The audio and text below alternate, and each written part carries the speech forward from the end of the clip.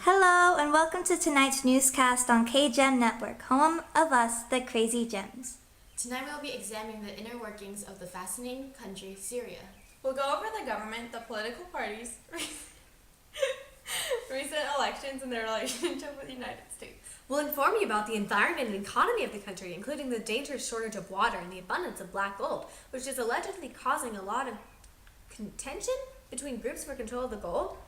I don't know why anyone would want black gold. I can't imagine it would be very shiny. It's another name for oil. As Jillian was saying, we'll also be telling you all about the landforms and bodies of precious water, their way of life, and the role the government plays in the economy. And don't forget the religion. There are many religious breakdowns, important holidays, celebrations, and religious sites. We'll tell you about the weather for all 4 seasons, and there are several religious and ethnic breakdowns in Syria, along with the minority group issues, the controversial women's rights issue, and then the Arab Springs. We'll tell you about them all. And finally, we'll tell you about what a great vacationing spot it is. I hear it's lovely in spring. So stay tuned because you're in for a treat tonight. Here on KGEM Network. So first up, our very own reporter, Miss Emily Cox, has thoroughly investigated the complicated government of Syria and has given us access to an important interview with her and her interviewer. Ready, Emily? Totes. Let's begin. Hello, America. I'm on an exclusive interview with Syrian government expert. What do you have to say about the Syrian government? Well, the official government system is claimed by a semi-presidential government, but I've interviewed citizens and they think that all the power is in the president's hands, and in the Ba'ath Party. Who is the president? The president is Bashar al-Assad, who has been in power since July 17, 2000. The prime minister is Wael Nader Halki, who has been in power since August 11, 2012. Well, if the president has so much power, what does he do? Well, with the new Syrian constitution that came into force on February 27, 2012, the president issues laws, appoints citizens, civil servants, and military personnel subject to law. He also declares war in states of emergency. All by himself? I know, yes. And with the Ba'ath Party. All 3 branches of government are guided by the views of the party, which holds 2/3 majority in the Syrian parliament. Tell me more about this new constitution. The new constitution introduced a multi-party system based off of the principle of political pluralism. 6 smaller parties do exist, but the Ba'ath Party basically has control over all of them. Then what's the point of having different political parties if they all have slightly different views? That's what I want to know. The Ba'ath Party also controls the legislature, known as the People's Council. The seats for this council are elected for every 4 years, and they have no independent authority. The executive branch is all over the legislative process. So much for calling it the People's Council. What about the judicial branch? The judicial branch has 3 levels of courts: the courts of first instance, the courts of appeals, and the constitutional courts. Back to the Ba'ath Party. What do they support? The Ba'ath Party is both socialist and revolutionary. The Socialist Party being industrial and agricultural. The revolutionary part being to bring a pan-Arab revolution to every part of the Arab world. The revolutionary part has been more emphasized. Industry? Agriculture? That sounds familiar. Thank you for letting me interview you today. No problem. Back to you, Crystal. Thanks, Emily. Our next segment will feature Maya telling us all about the environment and economy of Syria. Ready, Maya? You bet. Now, in Syria, there has been a lot of interest in what's going on in the economy. Let's take a look. Leader Bashar al-Assad has broken his promise of reforming the Syrian socialist economy in 2000, which is a reason for the Arab Spring protests in 2011. This all led up to the recent Syrian civil war just 2 years ago. Syria currently has a bureaucracy in which officials divide what the country does. Their problem is that the oil production, one of their most dominant resources, is drastically dropping and inflation is happening. Can leaders do what it takes to save Syria's economy? Off to another topic about Syria. What's it like living in a Syrian environment?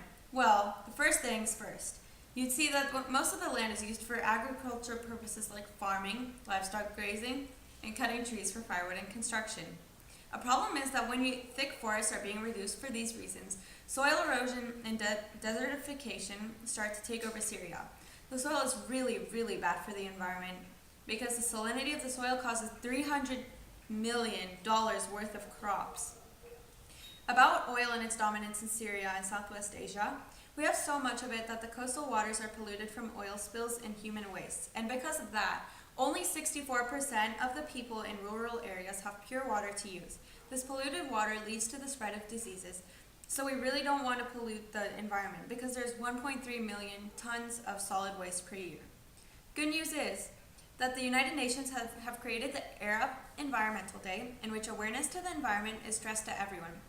Because of all of these problems, several animals and plants have become in danger or extinct, including Mediterranean monk seal, bald ibis, and the Persian fallow deer. Back to you, Jillian. Thanks, Maya. We have lots coming up, but first we're going to take a quick commercial break. Be right back. Take one. Take two. Come to Syria. It's lovely in spring.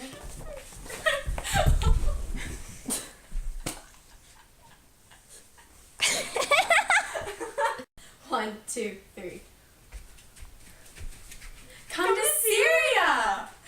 It's lovely in spring. Could go swimming in the sand dunes, guys. It's a lovely place if you don't mind the ethnic tension between the Kurds and the Alawites. And I would suggest don't get... Your hat is falling. Don't get in between them, okay? Because bad things have happened. So just don't. Welcome back. Now we have a segment on the religions in Syria from Crystal. Ready, Crystal? Of course. Currently, the Middle East consists of a 90% population of Muslims. In the country of Syria, the majority are the Sunnis, whereas some minorities are about 10%, such as Christians, Shiite, and Alawite. A large conflict occurring in Syria is that their president, Bashar al-Assad, is Alawite.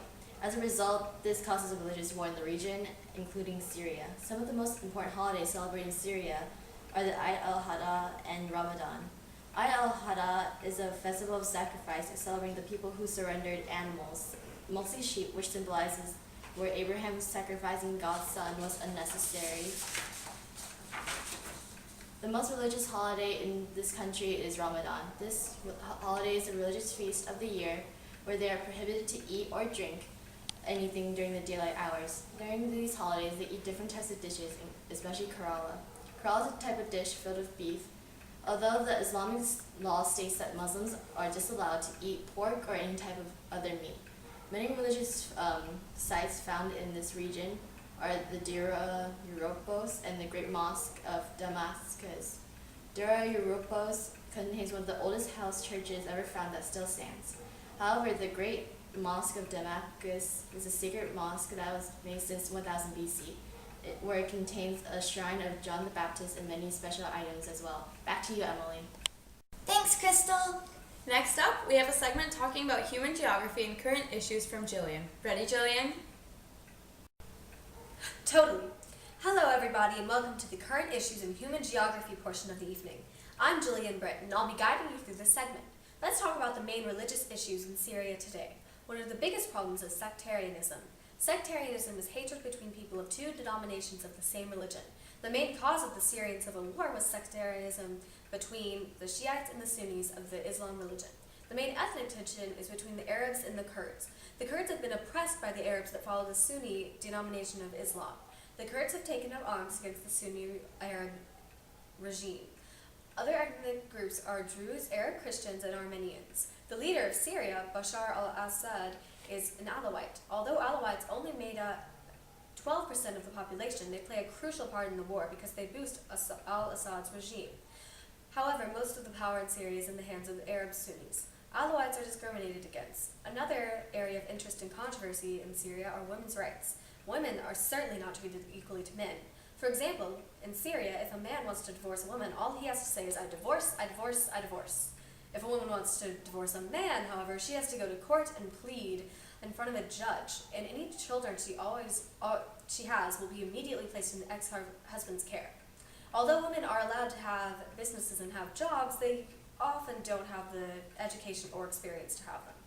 Women aren't allowed to travel alone in Syria, and they need a written note from their father or husband to travel with a chaperone. Although women over 18 are permitted to travel by themselves and get a passport without permission, they are still treated as the inferior sex.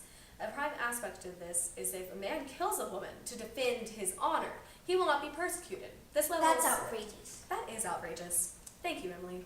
This level of sexism in today's world is truly mind-boggling. Women, however, have been making slight bits of progress, and maybe one day they will be treated as equal to men.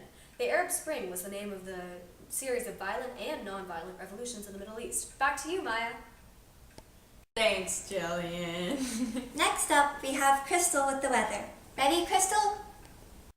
You betcha. Good evening, this is Crystal Lee with the weather forecast. Nowadays, Syria weather is about the same since this country is a desert, but the rainfall can average about 2 feet. Today's forecast will be in Damascus, Syria, where it's around 43 degrees Fahrenheit and having a 0% of precipitation. As you can see, the skies will be clear and sunny during this entire week. Winds will be calm and the humidity will be around 45%. Actually, the summers in Syria can be quite terrible because it's usually boiling and extremely dry in this country. The snowstorm in 2013 recently caused an electricity outage, and many refugees in the country had to find shelter to overcome the weather. Luckily, we're in the warmer side of the winter season, and the temperatures are going to be around 50 degrees Fahrenheit. The sunrise will be at 6 o'clock a.m. and then the sunset will be around 5:30 p.m. Later, the moon will be a waning gibbous, and tonight will be partly cloudy of 40 degrees Fahrenheit. My favorite season in Syria is spring because the temperatures are mild and it has showers of winter rain. Fall is almost the same as spring, where many tourists come during the year. Back to you, Emily. Thanks, Crystal, and thank you, viewers, for watching tonight's newscast. Here on KGEM Network. Work.